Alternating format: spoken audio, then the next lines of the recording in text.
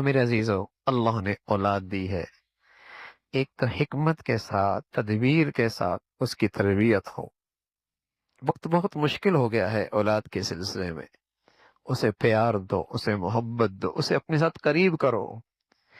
گھر کا ماحول ایسا نہ ہو کہ بچے کو یہ ذہن بن جائے کہ یہاں آیا تو طنز ملے گا، تنقید ملے گی۔ نہ نہ، ایسا ماحول دو، ایسا ماحول دو۔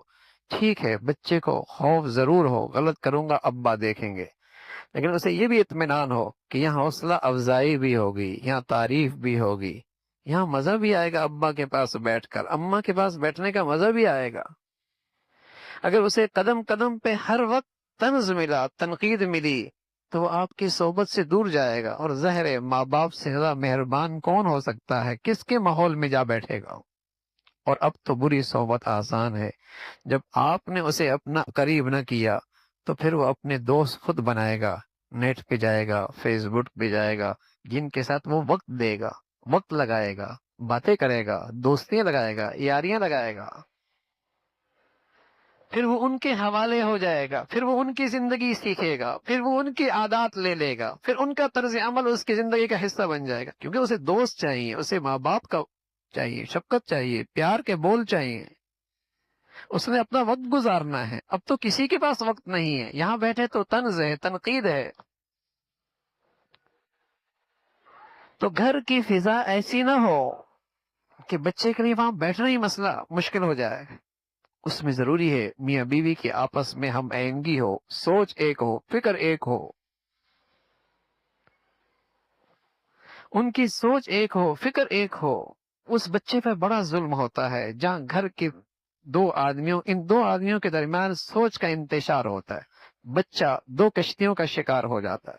اور وہ بھی بڑا ظلم ہوتا ہے، ادارے کا ماحول اور گھر کا ماحول، اور بچہ پھر پریشان ہوتا ہے، گھر کچھ اور دیکھتا ہوں، ادارے میں کچھ اور دیکھتا ہوں۔ تعلیمی ادارے کی فضا کچھ اور ہے، گھر کی فضا کچھ اور ہے۔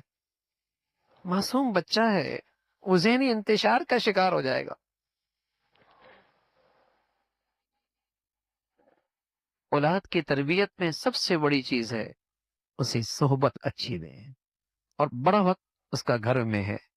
اس کے دائیں بائیں دیکھیں، نظر رکھیں، اس کے ہاتھ میں کیا ہے، اٹھتا بیٹھتا کن لوگوں کے ساتھ ہے۔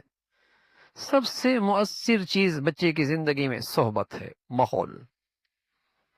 آپ کس تعلیمی ادارے میں بھیج رہے ہیں، کس درسگاہ میں بھیج رہے ہیں، گھر کا ماحول اسے کیسے دے رہے ہیں، اس پہ نظر ہو۔ اولاد بہت قیمتی اثاثہ ہے، سونے چاندی سے زیادہ قیمتی ہے، جاگیر زمین سے زیادہ قیمتی ہے، مال و دولت سے، ظہیر جواہرات سے زیادہ قیمتی اولاد ہے۔ اسے سنبھالنا ہے، اسے قیمتی بنانا ہے،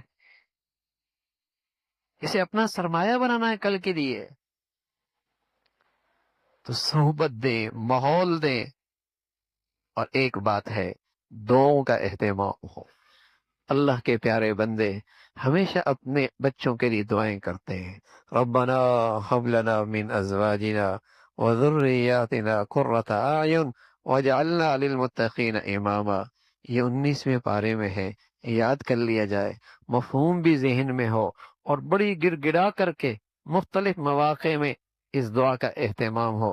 اللہ کی ذات سے امید ہے اولاد آنکھوں کی ٹھنڈک بنے گی، انشاءاللہ یہ اولاد کل کے لیے قیمتی اثاثہ صدقہ جاریہ بنے گی۔